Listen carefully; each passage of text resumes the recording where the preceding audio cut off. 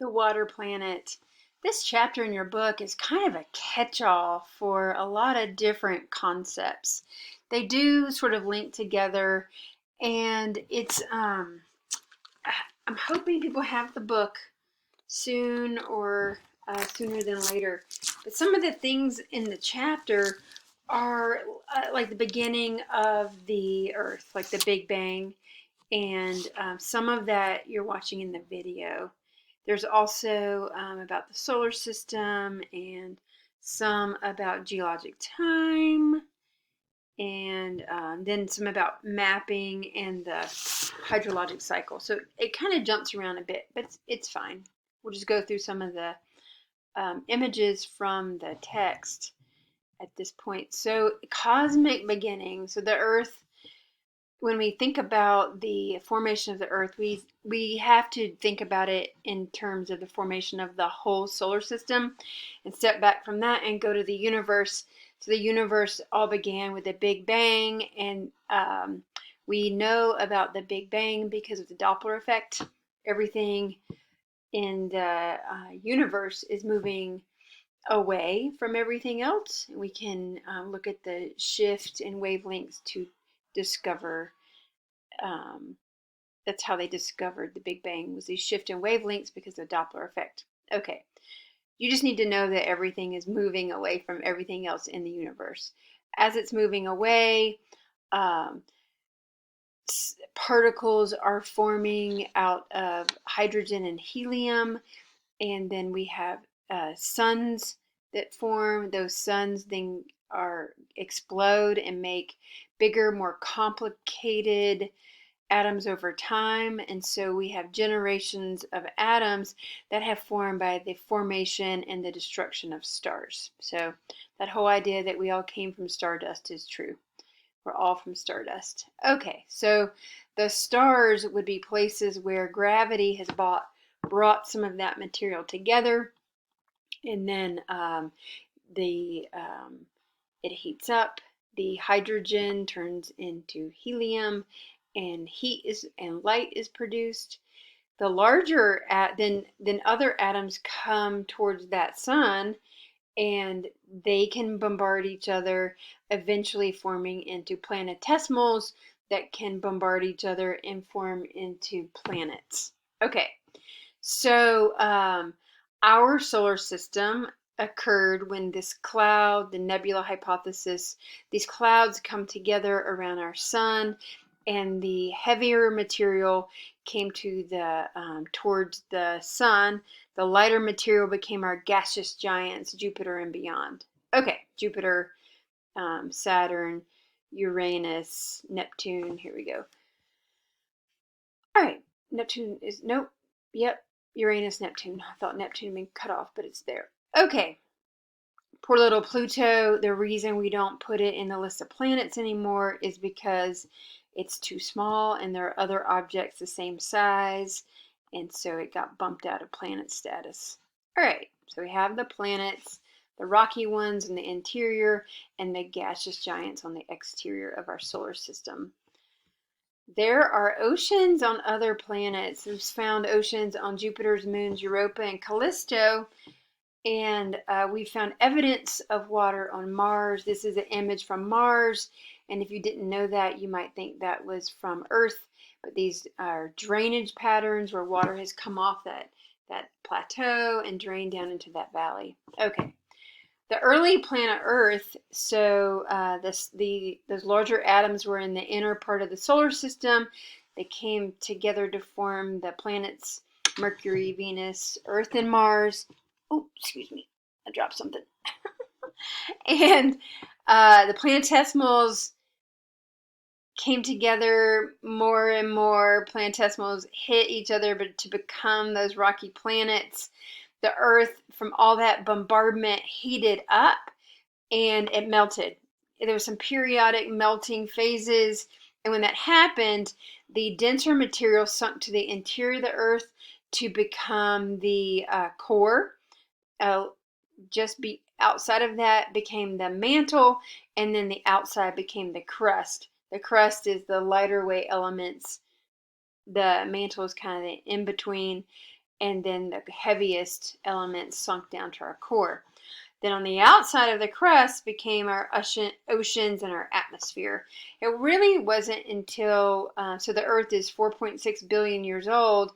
It wasn't until about, I think the idea these days is 3.4 billion years ago when the blue-green algae started photosynthesizing, basically taking carbon dioxide from the atmosphere in the presence of sunlight and creating themselves sugars.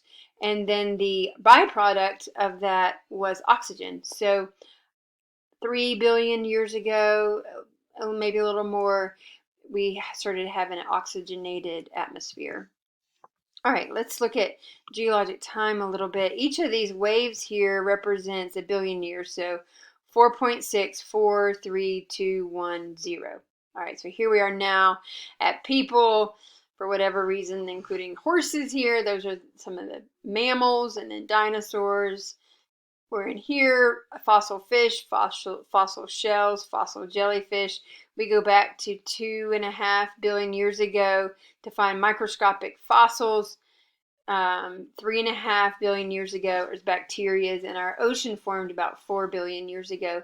So the ocean has been here for obviously, most of Earth's time. So 4.6 billion years for the Earth, and 4 billion years we've had oceans. We can find ocean sediments, metamorphosed ones that are that old.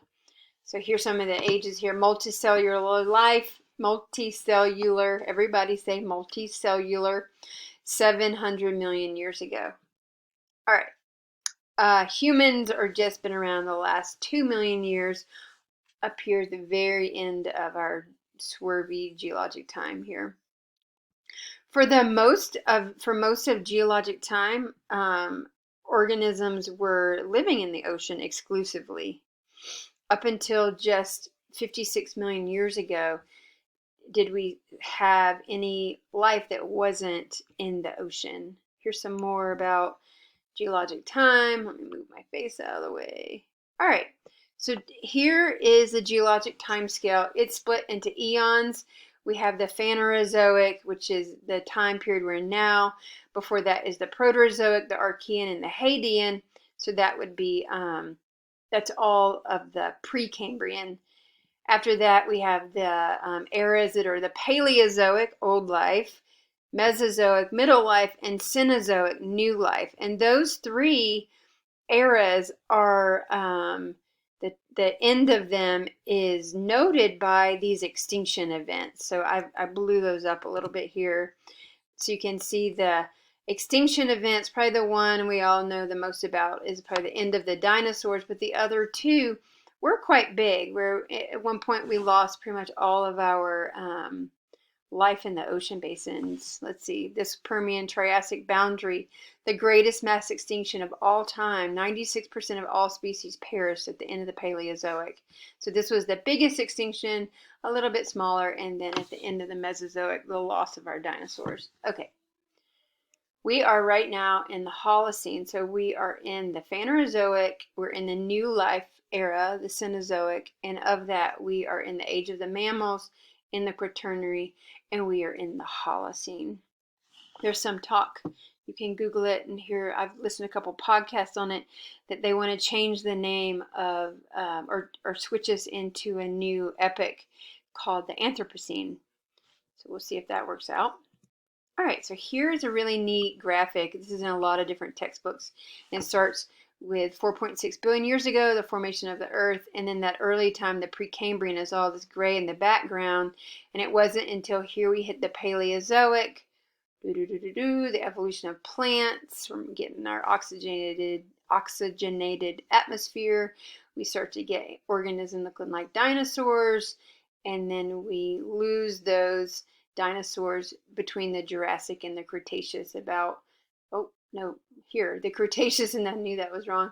The Cretaceous and the Tertiary, I almost lost the T-Rexes and the Stegosauruses. Here's 66 million years ago is the cutoff between the Cretaceous and the Tertiary. We call that the KT boundary when we lost the dinosaurs.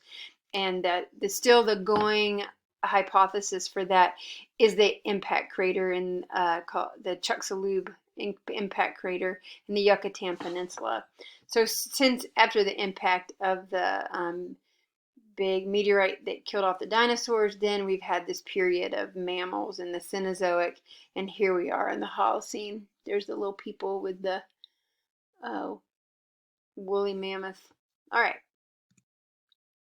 So switching gears here, like I said, this chapter jumps around looking at the shape of the Earth. It's just an interesting thing to note that if you were to measure the radius of the Earth from pole to pole and you measure it across the equator, there is a difference that the Earth isn't totally round. It bulges at the equator. There's a 21.5 kilometers difference in the radius between the equatorial radius and the polar radius. We'll see an image in a second, but the distribution of continents, the planet is really top heavy. We have more planets in the northern hemisphere, more continents in the northern hemisphere than the southern hemisphere is mostly ocean. Topographic relief, it's interesting to look at the relief that is like from the bottom of a basin to the top of a mountain, or from like sea level down to our ocean basins, and note that the relief on Earth isn't very great. That if you stand back from Earth, you can't really pick out mountains and valleys. It's very subtle. The relief on the planet is pretty subtle. Okay. Distances are measured globally with longitude and latitude. There are, let's look at it here. So from the equator, we have degrees away from the equator, and then there's the prime meridian. It goes to Greenwich, England, and there's degrees away from Greenwich, England. So this image here showing the latitudes, equator is 0, and to the top would be 90 degrees. So off of the equator and then up to 90 degrees. All right, that is latitude and longitude. Again, are these slices that go around from pole to pole. The latitude and longitude, just 90 degrees, each degree can be split into 60 minutes, and each minute is 60 seconds. So you'll often see the latitude and longitude, some degrees, minutes with 1 tick, and seconds with 2 ticks. Degrees, minutes, seconds. Nautical miles is a term we use in ocean basins, and that's just measuring 1 arc. So 1 degree is a nautical mile in either way, in latitude or longitude. All right. Time zones relate to latitude and longitude. It's about an hour per 15 degrees of longitude, and that separates this mostly comes into play when you're trying to make a phone call to friends who live far away, or in an airplane, right? Here are the time zones. And they try to follow the longitude lines.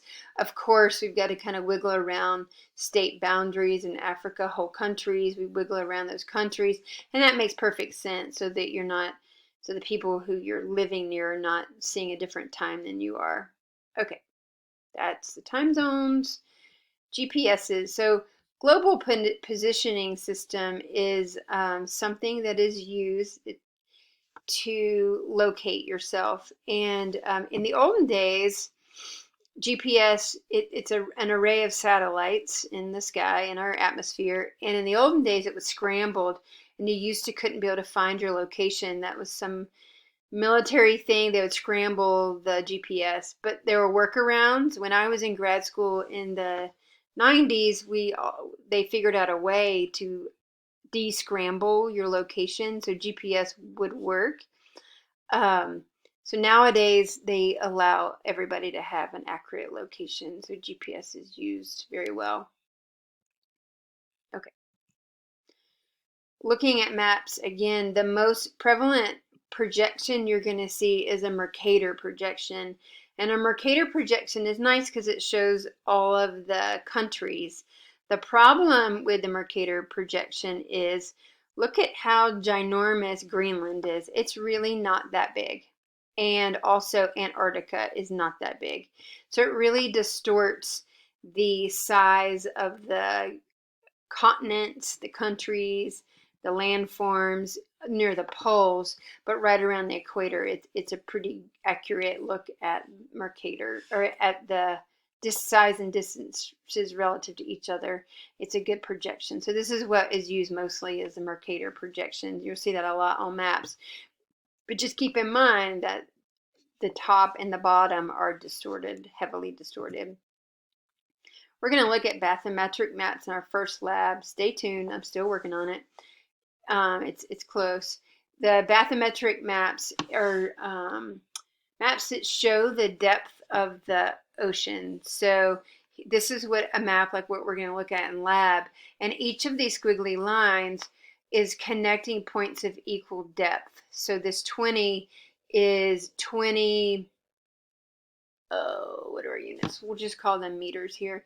20 meters below sea level, and then 40, 60, 80. Notice between each of these lines is 20 meters of depth change, 20, 40, 60, 80. And we will look at that, and we'll be able to, if you're looking at this right now where I'm showing the cursor, that's a canyon. So where the contour lines, the bathymetric lines make a V like that, that's going to be a canyon. And usually that's going to be somewhere like a mouth of a river here on the coastline. That's a little river, and there's a canyon coming down into the sea. So we'll look at those kind of maps and be able to read them.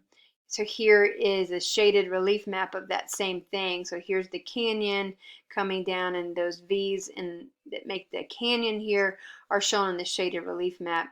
This is also given us, I put some depths on here. So the continental shelf, that is the flat area that comes off of the land, and we have a really broad continental shelf off of North Carolina. It's about 100 meters deep. Then the slope is kind of a sharp drop off. Then there is a rise, and so the slope is this sharp drop off. The rise is this less shallow or more shallow angled landform that's like an apron along the edge of the slope. This is the submarine canyon, and then deep sea trenches are not on here. They're part of the story of plate tectonics, and those can be very deep, 100 meters deep. The flat area that's on here is the abyssal plain. So most of the ocean is just this broad, deep abyssal plain. All right. Earth is a watery planet. So that 71% of the Earth's surface is covered by water, and 29% is land. So this is a funny take on, I think we looked at this before, of if we were to draw the world, if the fishes were to draw the world, all the landforms are like second, here on the map, and we're looking at the ocean basins. The ocean basins are a really important integral part of the hydrologic cycle, where there is evaporation out of all that seawater. There's evaporation, and then where there's sea ice, there's sublimation. Sublimation is, and so let's go back. Evaporation is when you take a liquid and turn it into a gas. Sublimation would be where there's a solid and it turns into a gas. So glaciers sublimate. They don't melt, they sublimate, they lose mass into the atmosphere. There's precipitation, rain, and snow that all affect the ocean basins. So here's a look at the hydrologic cycle. I'm going to turn my face off for a sec. Okay. There's a fixed volume of water on Earth moving constantly through fluxes and into reservoirs, changing state along the way. So the reservoirs, the main reservoir is going to be the ocean basins. Beyond that, the glaciers are reservoirs, the groundwater is a reservoir, lakes are reservoirs. These are places where the water spends time. So when we talk about the hydrologic cycle and we use the term reservoir, it's a natural place where the water spends time. Then there are the fluxes. The fluxes are where the arrows are. So sublimation is a flux where it's going from a solid to a gas. Precipitation is a flux when we're taking clouds, and condensation is making rain, and then there's evaporation from surface waters. So those are all the fluxes, and then where they spend time are going to be the reservoirs.